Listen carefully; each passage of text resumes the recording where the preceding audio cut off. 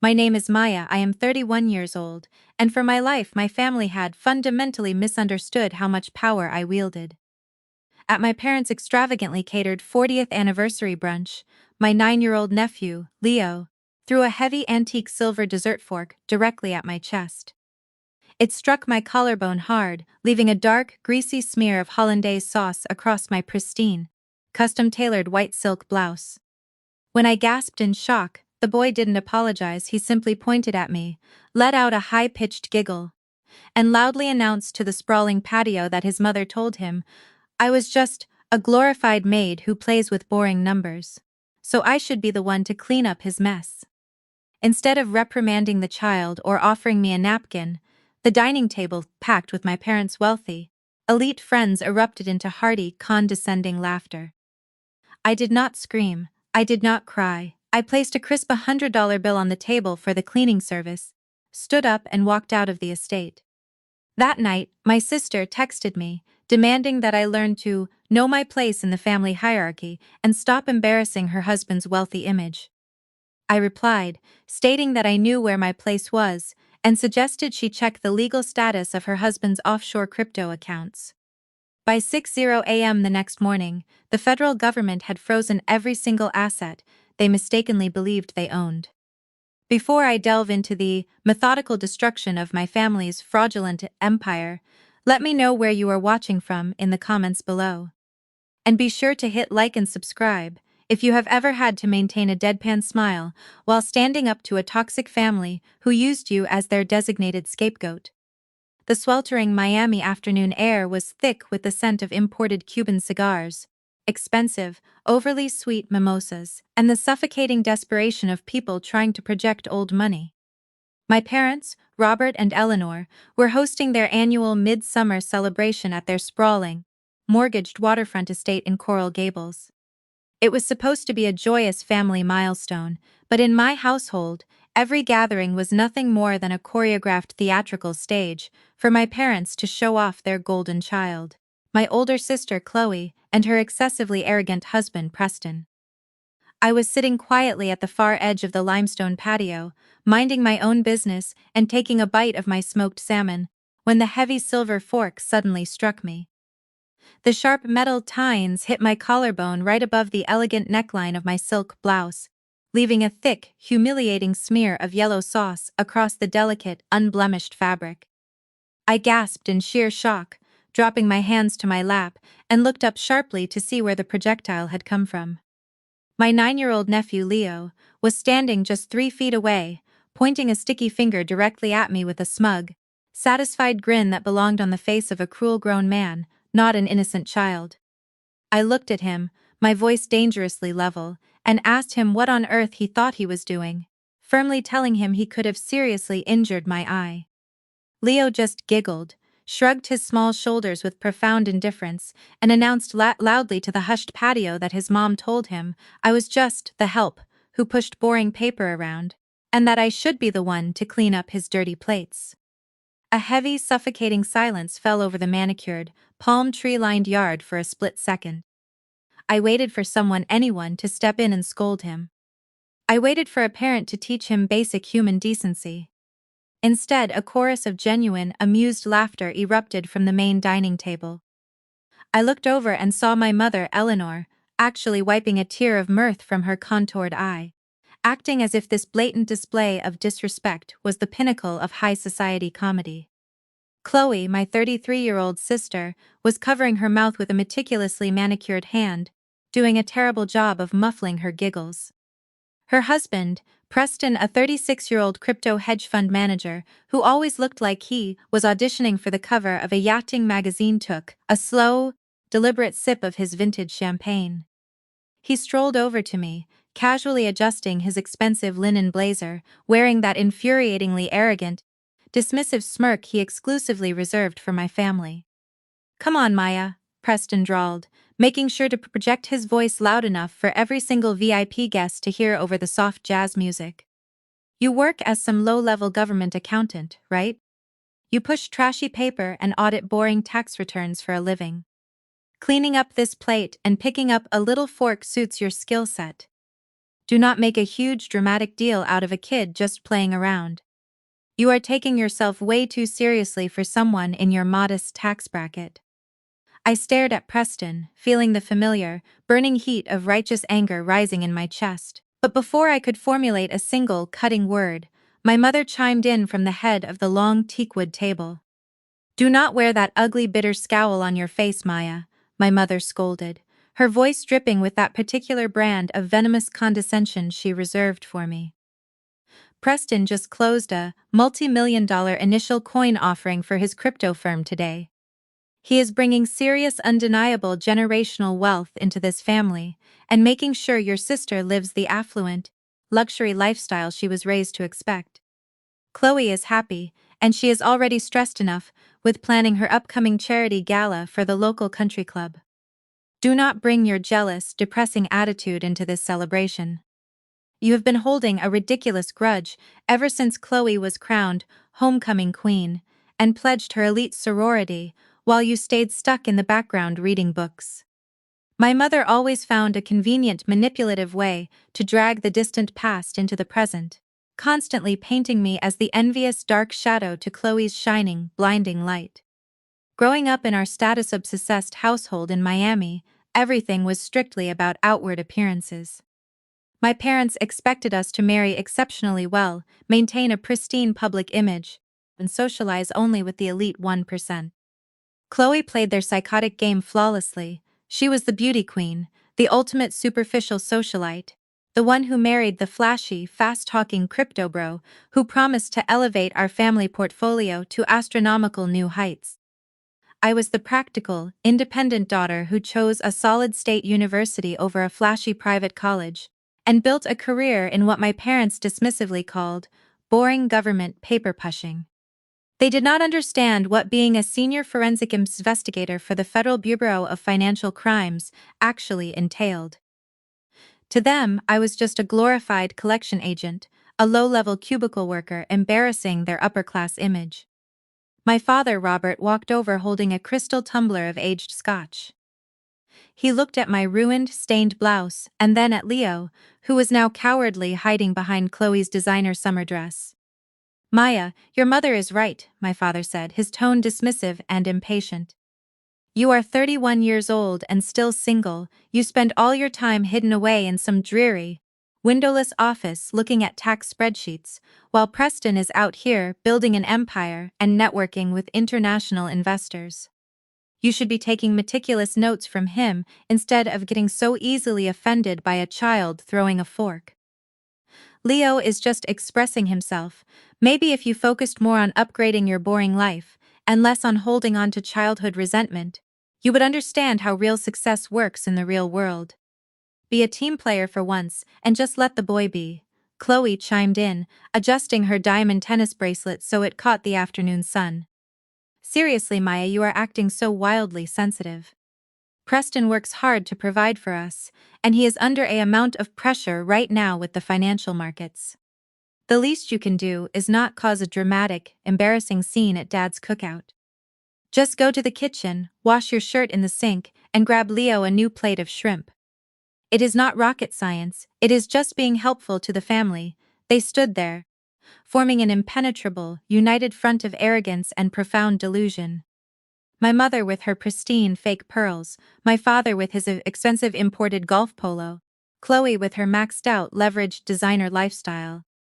And Preston, the ultimate financial savior of the family, looking down at me as if I were nothing more than dirt stuck to the bottom of his expensive Italian loafers.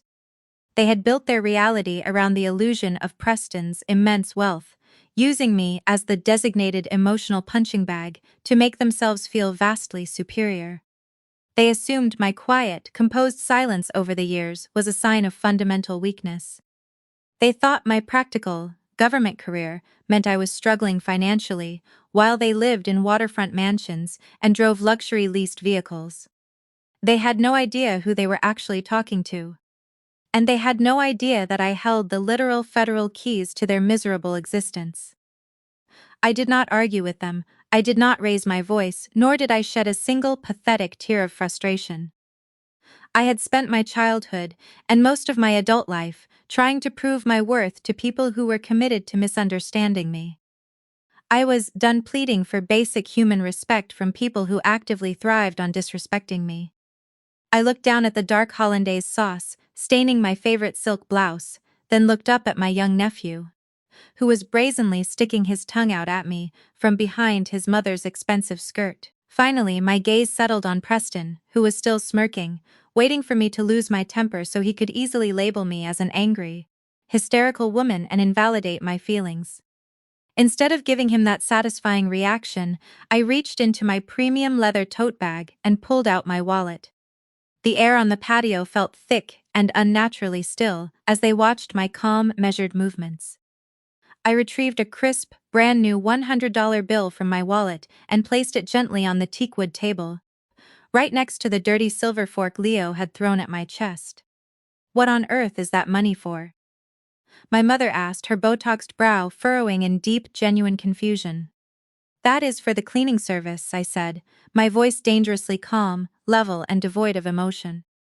"Because clearly you are going to need one for this mess." "I am not the help, I never have been, and I never will be." I picked up my tote bag, adjusted the heavy strap on my shoulder, and turned my back on them without another single word. "Where do you think you are going?" my father demanded, his voice rising in sudden, authoritative anger. "We are not done with this family celebration. You do not just walk away when your parents are speaking to you." I did not pause my stride. I did not turn around to acknowledge his fabricated authority. I walked straight through the manicured garden, past the sparkling infinity pool, and out the heavy iron front gate, to where my car was parked on the quiet, exclusive suburban street. I could hear Chloe's shrill, annoying voice echoing behind me, telling our parents to just let me go, because I always ruined the mood anyway, and that they were far better off without my toxic, negative energy. I got into my car, locked the heavy doors, and started the engine. The drive back to my luxury, high-security high-rise condo in downtown Miami was remarkably peaceful. I did not feel the crushing, suffocating rejection I used to feel when they systematically alienated me. I only felt a cold, sharp clarity taking over my mind. For years, I had kept my professional success hidden, knowing they would either try to ruthlessly exploit it for their own financial gain or diminish it to protect Chloe's fragile ego. I did not just audit basic tax returns, I managed a secretive, powerful federal task force that investigated, seized and liquidated millions in fraudulent offshore corporate assets. I knew the intimate, dirty financial secrets of the city's corrupt elite, and I knew how deep Preston was drowning in his own elaborate, illegal lies. At 2:00 in the morning, I was sitting in my spacious, encrypted home office, bathed in the soft blue light of my multiple secure computer monitors. My phone buzzed loudly on the glass desk. It was a text message from Chloe. It read, "You really embarrassed yourself today. You need to learn to know your place in this family, and stop acting so wildly entitled all the time. Preston is doing big things for us, and you are just holding on to petty jealousy, because you have nobody and nothing. Apologize tomorrow, or do not bother coming to Thanksgiving." I stared at the glowing screen, letting the breathtaking audacity of her words sink into my brain. "Know my place." I picked up my phone and typed my reply slowly, ensuring every single word carried terrifying weight. "I do know my place, Chloe. I know where I stand. You, on the other hand, should probably check the legal status of your husband's offshore mortgage." I hit send and tossed the phone aside. Then, I turned my undivided, lethal attention back to my main computer screen. I logged into my agency's secure federal database and pulled up the restricted digital file labeled Preston Global Crypto Holdings. With one quiet, decisive click of my mouse, I submitted a digital command to our partnering international banks, instructing them to immediately call in the entirety of his defaulted loans and implement a federal freeze on all connected assets. The next morning, at 9 a.m., Chloe tried to use her prestigious Heavy's Metal Black credit card to buy a limited edition designer handbag at a high-end boutique in the design district. The machine beeped harshly. It was declined. The destructive dominoes had officially started to fall. The morning sunlight poured through the floor-to-ceiling windows of my corner federal office, illuminating the sleek mahogany desk and the scattered financial reports I had been meticulously reviewing since 6:00 a.m. My phone had been buzzing relentlessly for the past 20 minutes, vibrating against the glass surface with an angry, frantic rhythm. The caller ID flashed my sister's face over and over again. I took a slow sip of my black coffee, letting the bitter warmth ground me before I finally swiped the screen to answer. I did not even get the chance to say hello before Chloe's shrill, panicked voice pierced through the speaker. "Maya, you need to fix this right now." She was not crying. She was furious, her voice tight with that familiar, breathless panic she only ever exhibited when her fake public image was actively threatened. "I am standing in the middle of the most exclusive boutique in Miami, and my card just declined. Do you have any idea how humiliating this is?" The sales associate looked at me like I was some kind of street trash. I handed her my backup card and that one declined too. "You need to wire me $8,000 right now." I leaned back in my ergonomic leather chair, listening to the frantic background noise on her end. I could hear the hushed, polite murmurs of retail workers and the soft jazz playing in the luxury boutique. Chloe was trying to keep her voice down to avoid a public scene, but her entitlement was bleeding through every single word. "Why on earth would I wire you $8,000, Chloe?"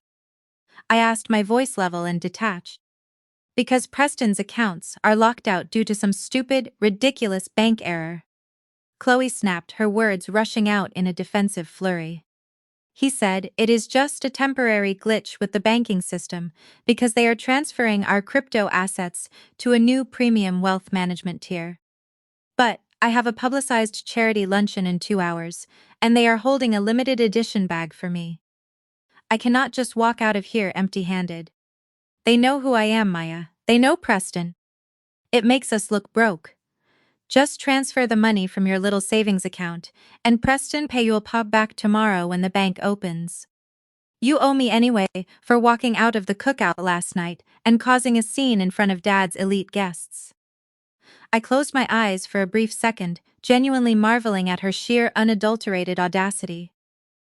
Less than 12 hours ago, she had laughed hysterically while her spoiled son threw silverware at my chest and called me the help. Now she was demanding my hard-earned money to save face in a designer store, and framing it as if she were doing me a favor by letting me clean up her mess. "I do not owe you anything, Chloe," I replied, staring out at the Miami skyline. "And I am certainly not draining my personal hard-earned savings to fund your severe shopping addiction, just because your fraudulent husband cannot keep his lies straight." Before Chloe could launch into another screaming fit, I heard the sound of the phone fumbling. There was a brief, muffled argument, and then the heavy, arrogant voice of my brother-in-law filled the line. "Listen to me, Maya." Preston's tone was dripping with that specific, nauseating brand of corporate condescension he always reserved for me. He spoke slowly and clearly, as if he were explaining a simple concept to a toddler. "I am going to need you to stop being difficult and just help your sister out. I know people who work regular, low-level government desk jobs do not really understand how high-level investing works. But when you operate with the kind of capital I do, banks sometimes freeze accounts for security purposes during international asset transfers. It is a standard liquidity hold." He paused, clearly expecting me to be intimidated by his fabricated financial buzzwords. When I remained silent, he continued, his voice taking on an even more patronizing edge. "You clock in and you clock out, Maya. You get your little government paycheck every 2 weeks. And that is fine for someone in your limited position. But real, undeniable wealth is tied up in venture capital and international holdings. My firm just secured a funding round, and the banks are simply updating our profiles. It is a temporary glitch, so I need you to go into your banking app, wire the $8,000 to Chloe, and I will throw an extra $500 Wezi as a tip for your trouble. Think of it as a bonus for finally being a team player." The microaggressions rolled off his tongue so effortlessly. Low-level desk job, little paycheck, throwing me a tip like I was a valet parking his least luxury car. He was speaking to a director of federal investigations, worth more than his fake tech empire. But his inherent bias and blinding arrogance shielded him from the reality of who I actually was. He genuinely believed his fast-talking jargon made him invincible. I set my coffee mug down on the desk. The quiet click echoed in the large, secure office. "You are right, Preston," I said, keeping my tone conversational and light. "People who work regular wage jobs probably do not understand how international venture capital works. But I do not work a regular wage job. I am a senior federal forensic investigator for the Financial Crimes Division. Which means I actually understand offshore cash flow better than anyone you have ever met." Preston let out a dry, condescending chuckle. "Right, your little government auditing gig. Look, Maya, I do not have time to debate basic economics with you. Chloe is waiting at the register. Send the wire." "I am not sending anything, Preston," I said, leaning forward, resting my elbows on the mahogany desk. "Because I know for an undeniable fact that your bank did not freeze your accounts for a wealth management transfer." "What are you talking about?" His voice dropped, the forced, arrogant politeness vanishing instantly. "Banks do not initiate security freezes for asset transfers on a Tuesday morning without prior, documented authorization," I explained, my voice cold and precise. "But they do freeze personal and business assets when they receive an emergency federal injunction regarding fraudulent activity." There was dead, suffocating silence on the other end of the line. I could hear Preston's breathing change, becoming rapidly shallow and fast. The confident, untouchable tech bro persona was slipping, and I was going to pull it off. "I have been closely reviewing the financial filings for your crypto startup for the last 6 months, Preston," I continued, letting every single word strike like a targeted missile. "I know how you secured that last round of funding. I know all about the shell companies you set up in Delaware and the Cayman Islands to funnel stolen money back into your own user acquisition metrics. You have been artificially inflating your daily active users by buying fake traffic and then using those fabricated engagement numbers to secure millions from new, unsuspecting investors. You are running a digital Ponzi scheme. You are using the new Series B funding to quietly pay off the private debts you accumulated during your Series A round." "Shut up!" Preston hissed, his voice trembling with a potent mixture of raw rage and sheer, unadulterated panic. "You do not know what you are talking about. You are just a bitter, lonely paper pusher, trying to start drama because you are jealous of our lifestyle. Jealous of a collapsing house of cards." I asked, a genuine, satisfied smile finally touching my lips. "Preston, your primary international investor just pulled out. The Securities and Exchange Commission does not care about your lavish lifestyle. They care about wire fraud.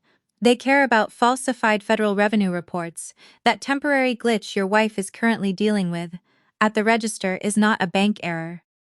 It is the beginning of a federal asset seizure. Listen to me, you crazy," Preston stammered, his voice losing its arrogant drawl. "If you breathe a single word of this insane, fabricated conspiracy theory to Chloe or to your parents, I will destroy you. I will sue you for defamation. I have high-powered lawyers who will bury you so deep you will never work in this city again." "You cannot afford your lawyers anymore, Preston," I replied, unfazed by his pathetic threats. "Your accounts are gone, your credit is gone. That funding you bragged about at the cookout last night is locked down in a federal holding account while the SEC rips your corporate servers apart. You cannot even afford to buy your wife a purse right now, let alone sue the federal government." He choked on his words, unable to form a coherent sentence. "How do you know this? Who told you this?" "I did not need anyone to tell me," I said, my voice dropping to a harsh, lethal whisper. "I do not just clean up messes, Preston. I federalize them, and you are the biggest financial mess I have ever investigated. Good luck explaining your liquidity hold to the feds." I pulled the phone away from my ear and pressed the red button, disconnecting the call. The silence in my federal office returned, heavy, profound, and satisfying. I placed the phone face down on my desk and picked up my coffee mug again. It was still warm. I took a sip, turned my unwavering attention back to the glowing secure monitors, and opened the next encrypted file. The day was just getting started, and they had no idea how much worse it was going to get. My federal desk phone barely had time to cool down before my personal cell began vibrating against the glass. The caller ID flashed my father's name. Robert did not call me during my business hours, unless he needed someone to yell at or someone to fix a catastrophic problem his golden child had created. I let it ring 3 times before picking up. His voice was a low, authoritative rumble, demanding my immediate presence at the family estate. He did not ask if I was busy, he did not ask if I was in the middle of a federal case. He simply stated that this was a family emergency and that I had 40 minutes to get there. The drive to their sprawling, gated suburban neighborhood was a blur of morning traffic and rising temperatures. I pulled through the wrought iron gates of their exclusive subdivision and parked my car behind my father's pristine, leased luxury sedan. The house looked as it always did, a perfect fake monument to their deep obsession with social status. The lawn was impeccably manicured, the white columns gleamed brightly in the sunlight, and the heavy oak front door practically screamed old money. But I knew the truth, it was all a carefully constructed, fragile stage play. I walked through the heavy front doors and was immediately directed to my father's study. The large room smelled of expensive imported cigars and lemon pledge. My father was pacing behind his mahogany desk, wearing a tailored suit jacket without the tie. My mother sat stiffly on a leather Chesterfield sofa, clutching a tissue. Her eyes were red, but I knew Eleanor well enough to know those were tears of frustration and embarrassment, not genuine sorrow. Chloe was apparently upstairs, sedated by anxiety medication because her morning shopping spree had been brutally interrupted by the reality of her husband's frozen accounts. "Sit down, Maya," my father ordered, pointing to a rigid wooden chair opposite his desk. I remained standing. "I have a federal division to run, Dad. What is the family emergency?" My father stopped pacing and leaned on his desk. "Preston is experiencing a temporary liquidity crisis. The international banks are conducting a routine audit for his new funding round, and his accounts are locked. It is a misunderstanding, but it has left them exposed financially. Chloe called us in hysterics from the design district. She told us you refused to help her out of a simple jam." "I did not refuse to help her out of a simple jam," I replied, my voice steady. "I refused to empty my personal savings to fund her extreme luxury shopping habits while her husband is currently under federal investigation." My mother gasped, pressing the tissue to her chest. "Do not you dare speak about Preston that way. He is bringing generational wealth into this family. He is a financial visionary. You just do not understand the extreme pressure he is under." My father held up a hand to silence her. "Listen to me, Maya. Preston needs a bridge loan to cover his operational costs and maintain his lifestyle image until the bank clears this up. We cannot have his wealthy investors thinking he is insolvent. We must protect the family image in front of his elite circles. We have already extended ourselves to help him with the initial startup costs, so our liquid capital is tied up.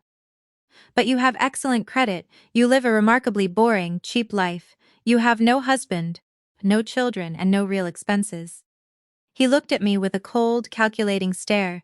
"I need you to go to your bank this afternoon and take out a $500 Zane personal loan. You will wire the money directly to Preston's secondary account. He will pay you back with interest the moment his funding clears." The sheer, breathtaking absurdity of his demand hung in the air like a physical weight. $500,000. My father was standing there in his custom-tailored suit, ordering me to plunge myself into crippling personal debt to save a white con artist who had spent the last 5 years treating me like the hired help. They did not know that my federal firm was the exact one orchestrating the asset seizure. They just thought I was a convenient, reliable piggy bank they could smash open to protect their precious son-in-law. I stared at my father, taking in the sickening entitlement etched into his features. "No," the words slipped out of my mouth effortlessly. My father blinked rapidly as if he had misheard me. "What did you just say?" I said. "No, I am not taking out a loan for Preston. I am not giving Chloe a single dime, and I am certainly not risking my financial future to protect the fragile ego of a man who is currently lying to all of you." My mother shot up from the leather sofa, her face twisted with sudden violent rage.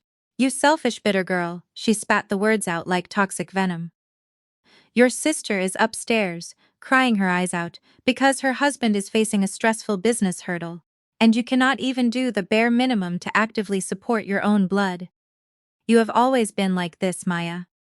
You have always been so jealous of Chloe. You cannot stand to see her happy. You cannot stand that she married a successful white man who massively elevates our family standing, while you sit alone in a depressing apartment."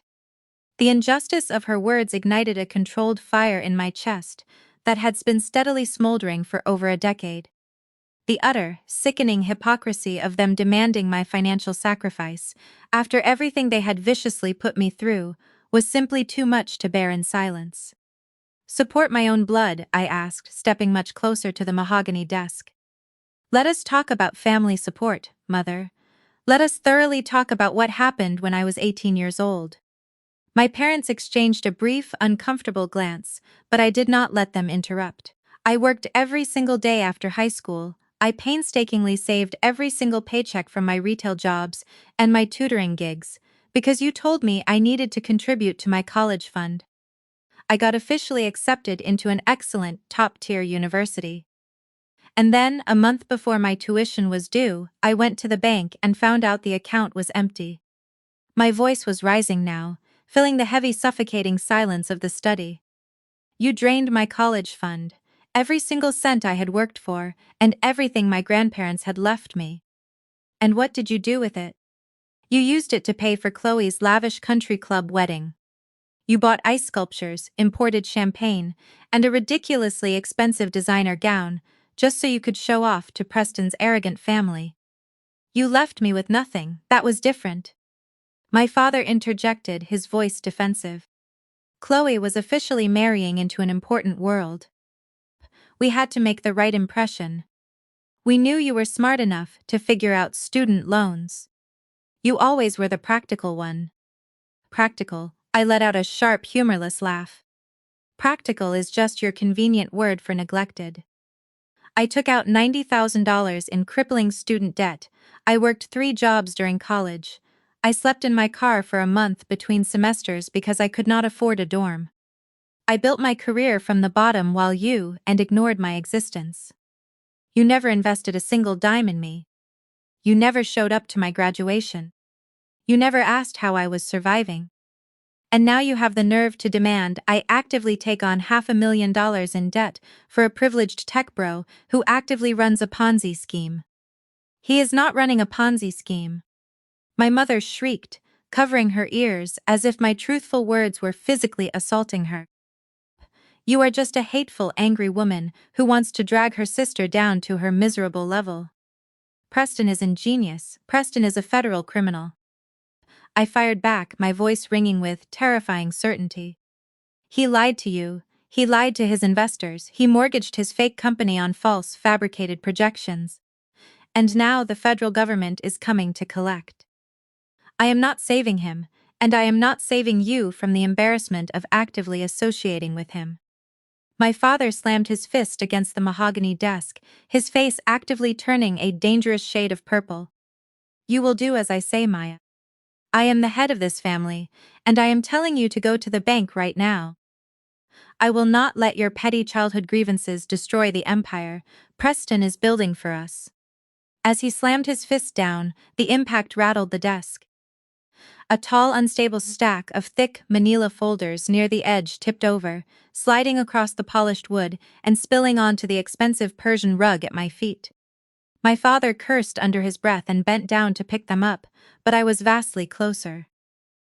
I kneeled down to meticulously gather the scattered, sensitive papers, my eyes automatically and professionally scanning the heavy black text printed on the top document. My blood ran cold. The official logo printed at the top of the page belonged to the Federal Deposit Insurance Corporation, but the specific legal headers directly referenced Trident International, a offshore lending firm. But it was the formatting that caught my trained eye. It was a cross-collateralization agreement and a notarized complex deed of trust. I grabbed the papers, pulling them out of my father's desperate reach as he swiped at them. "Give those back to me, Maya," he demanded, his voice cracking with sudden, extreme panic. "Those are private family documents." I stood up, clutching the sensitive papers, my trained eyes rapidly darting over the dense legal jargon and the bolded figures. My heart hammered wildly against my ribs as the profoundly horrifying truth locked into place. I looked at the property address, listed under the collateral section. It was not Preston's mansion. It was the exact address of the ancestral estate located in the historic south side of Miami, the beautiful, historic old house my grandfather had worked grueling factory shifts for 40 years to pay off. The house that was supposed to remain in our family for multiple generations. "What did you do?" I whispered, looking up at my father. My voice was hollow, stripped of all the extreme anger from just moments before, replaced by a sickening wave of deep shock. "It is none of your business," my father said, refusing to meet my eyes. He straightened his expensive jacket, looking anywhere but directly at me. I flipped to the second sensitive page, my hands shaking slightly. I saw my father's signature and my mother's signature right next to Preston's stylized scrawl. "You put up Grandpa's house," I said, the words tasting like ash in my dry mouth. "You secretly signed over the ancestral home as collateral to guarantee Preston's unstable early business loans. You bet our family legacy on his fake startup." My mother stepped forward, her chin lifted in defiant pride, even as her hands actively trembled. "We did what we had to do, Maya. Preston needed liquid assets to secure his important first round of major investments. He promised us a tenfold return. When his brilliant company goes public, we will be able to buy 10 houses like that old thing in the South Side.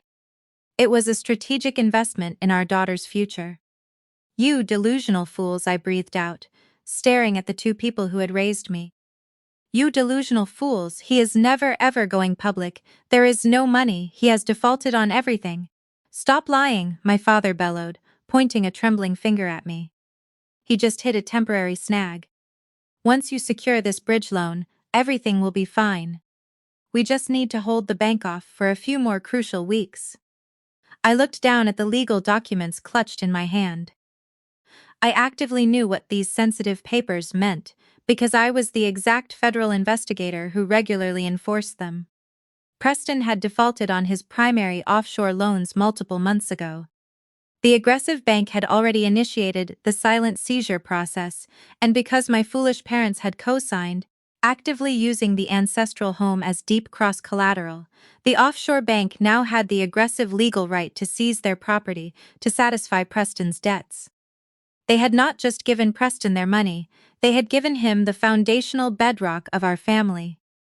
They had handed a manipulative, arrogant white con artist the keys to everything my hard-working grandfather had painstakingly built, just so they could brag at their elite country club dinners about having a tech CEO in the family.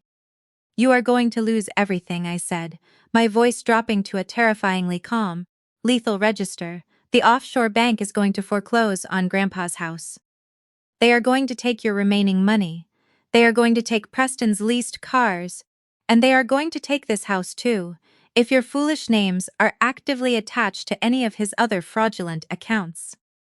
My mother let out a shrill, mocking laugh, but it bordered on purely hysterical. "You are just trying to scare us. You do not know anything about high finance, Maya. You just sort through boring paper all day. You do not know how to win." I carefully placed the sensitive documents back on the mahogany desk, smoothing out the wrinkled edges. I looked at my panicked father, who was sweating profusely under the tight collar of his expensive shirt, and then at my mother, who was still clinging to her fabricated delusions of grandeur. "I do not sort through boring paper," I said softly, my voice cold. "I liquidate bad debt for the federal government, and you foolish people just made yourselves the biggest bad debt in the state of Florida." I turned around and walked out of the study, ignoring my panicked father shouting my exact name and my delusional mother's continuous, desperate insults. I walked out of the locked oak front doors and stepped into the blinding, hot midday sun.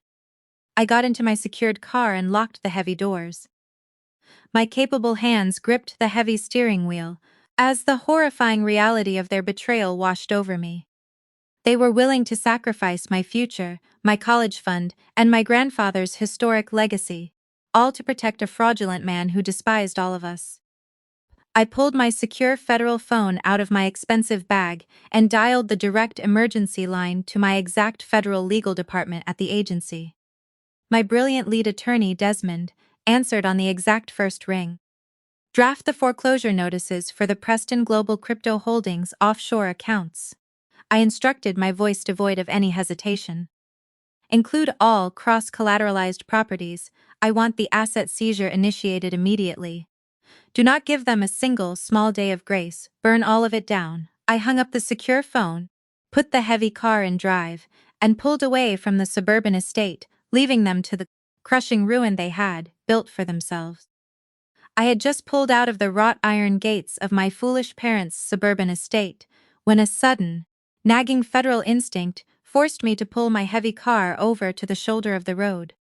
My trained hands were gripping the leather steering wheel so tightly that my knuckles had turned white. The air conditioning in my secure luxury sedan was blasting cold air against my flushed face, but I felt like I was actively suffocating. Sitting quietly on the leather passenger seat next to me was the thick manila folder I had snatched from my panicked father's mahogany desk during our argument. I had already seen enough to know they had recklessly used the ancestral home in the historic South Side to guarantee Preston's failing business loans. I had already made the aggressive federal call to my legal department to freeze his fraudulent accounts. But something about my foolish father's sheer complete panic when the folder had spilled onto the expensive Persian rug made my trained professional instincts scream that there was more to the toxic story. In my specific line of federal work handling distressed debt and corporate liquidations, you learn to look for the hidden landmines that desperate people try to bury in the paperwork. I put the heavy car in park, taking a breath to steady my rapidly racing heart. I reached over and picked up the heavy stack of sensitive legal documents. The thick, expensive bond paper felt rough against my trembling fingers. I began to flip through the pages carefully, reading the dense legal jargon, the amortization schedules, the strict default clauses, and the cross-collateralization addendums. I read these exact types of complex contracts for 50 to 60 hours a week. I knew every single aggressive loophole and every single dirty trick. As I bypassed the primary deed of trust, I found a separate, specific section stapled to the back of the packet. It was a secondary guarantor addendum. My brow furrowed in deep confusion. Offshore banks usually required secondary guarantors when the primary assets were not liquid enough to secure the amount of the risky loan. My foolish parents' retirement accounts and the historic ancestral home must not have been enough to satisfy the aggressive borrowing Preston had engaged in. The bank would have demanded a stable cosigner with a pristine, flawless credit score, a flawless debt-to-income ratio, and liquid assets. I stared at the guarantor line at the specific bottom of the sensitive page, and my hot blood instantly turned to deep ice. My body went rigid as if all the oxygen had been vacuumed out of the small car. Printed clearly in bold, aggressive black ink was the exact name, Maya Eleanor Hayes. Right beneath my printed name was my personal, confidential social security number, and resting on the exact signature line was a specific signature scrawled in cheap blue ink. It was my exact name, but it was not my specific handwriting. The aggressive loop of the M and the sharp, distinct slant of the Y were unmistakable to my trained eye. It was Chloe's exact handwriting. My arrogant older sister had forged my exact signature on my simple chore charts and basic high school permission slips when we were young teenagers. Now she had forged my secure signature on a federal financial document guaranteeing an illegal, multi-million-dollar loan for her fraudulent, pathetic husband. The sheer magnitude of the complete betrayal hit me like a physical, heavy blow to the chest. My clear vision blurred, and a high-pitched, loud ringing actively echoed in my frozen ears. They had not just risked their own fragile future and my beloved grandfather's historic legacy. They had actively conspired to steal my identity. My own foolish parents had actively given Preston and Chloe's my secure, confidential social security number, likely pulling it from an old forgotten tax return they kept in the heavy family safe. They had handed over my flawless, built credit history, the financial stability I had sacrificed my 20s to build, and chained it to a sinking ship.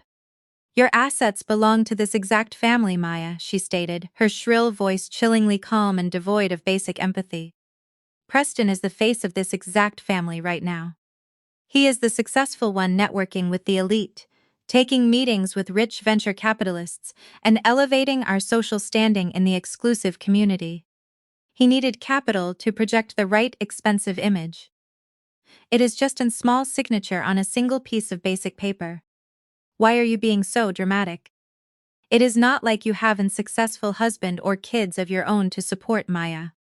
You sit alone in an expensive high-rise condo, hoarding your money while your beautiful sister is out here, trying to build a dynasty. What else were you going to use that immaculate credit score for anyway? Buying more boring, cheap pantsuits for your dreary government desk job. You owe this family for raising you. You owe your beautiful sister support. You should be honored that your good credit could actually be used for something important, instead of just sitting there, doing nothing. Preston is bringing real power to our exact name, and a little signature from a single, childless woman is a small price to pay for the return on huge investment we are all going to receive. Well, good luck to the face of the exact family, I said, my sharp voice turning ice cold. Initiate immediate, federal asset seizure, I commanded, my clear voice unwavering and sharp. I want every single account associated with Preston Global Crypto Holdings frozen solid. I want the eviction and aggressive foreclosure notices drafted for all cross-collateralized properties, including the residential address in the historic South Side, and Desmond, contact the powerful Federal Identity Fraud Unit. I need to flag the forged secondary guarantor signatures on these loans for malicious forgery and extreme identity theft. Execute all of it right now. They are taking the house, Maya, Chloe sobbed, her arrogant voice broken and pathetic. Preston ran away. He packed a duffel bag in the middle of the dark night and left me here. The feds are swarming his fake office, and my foolish parents are having to pack all their fake things. Please, Maya, you are powerful at the agency, you can fix this. I am sorry, I cannot fix aggressive federal felony identity fraud. Chloe, I said softly, my voice devoid of any aggressive pity. And I would not do it even if I could. You and your foolish parents built a life on my back. You used my hard-earned identity to fund a fake illusion. Now the illusion is shattered, we are going to be homeless. She screamed, her pathetic entitlement surfacing one last complete time. Then I suggest you go find a boring paper-pushing job, I replied. I hear they pay well. I hung up the secure phone, dropping it into my expensive bag. I stood up from my desk and walked out of the federal building. When you treat someone like they are invisible, you are making a complete fatal miscalculation. Aggressive silence is not weakness. Aggressive silence is the exact environment to build an empire they can keep their toxic drama, their stolen illusions, and their bankrupt lives. I have a $50 million federal agency to run, and I will never ever be seated at the back of the room again.